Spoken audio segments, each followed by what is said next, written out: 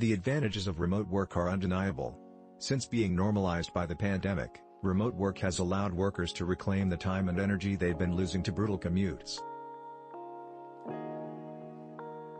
Research by Owl Labs and Global Workplace Analytics found that both employee happiness and productivity are up.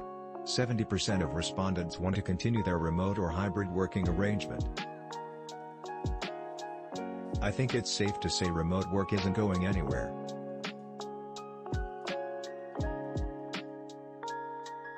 But everything has a flip side, and if you're anything like me, you've probably found that as the pandemic normalized remote work, it also altered your communication habits, and not in uniformly positive ways. Leisurely working lunches and long chats over coffee have been replaced by an unending parade of pings, dings, and alerts. A study by Harvard Business Review found that professionals are being interrupted every 6 to 12 minutes. The inability to walk into a manager's office or find a colleague during a coffee break has dramatically increased our need for calls and messages. As a consequence, we've lost our "am I interrupting?" sense.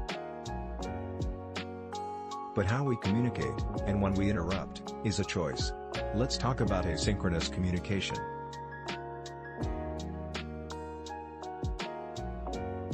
Synchronous communication, direct and in real-time synchronous communication is when two or more people interact in real time, with the expectation of immediate, or nearly immediate, responses.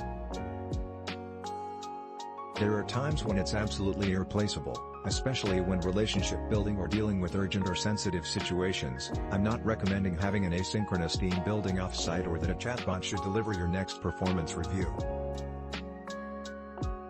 Nor would I suggest an asynchronous response to a fire in the break room.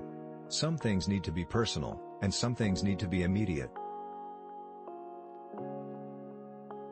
Indirect and on your schedule in a remote work environment, the pressure to respond instantaneously can be strangely intense, and it's seldom conducive to productivity. Asynchronous communication modalities allow us to respond on our own terms.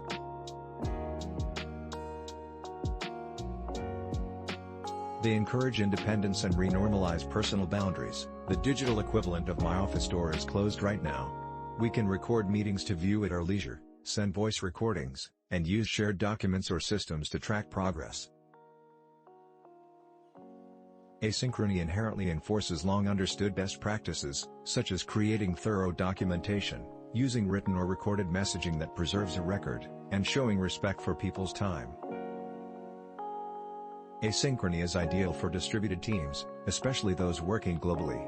If you've ever been awakened by a 3 a.m. text ping from a colleague on the other side of the world and felt the immediate urge to respond, you know what I'm talking about. Why adopt asynchronous working? Research from the University of California, Irvine, suggests that it takes the average person 23 minutes to refocus following an interruption,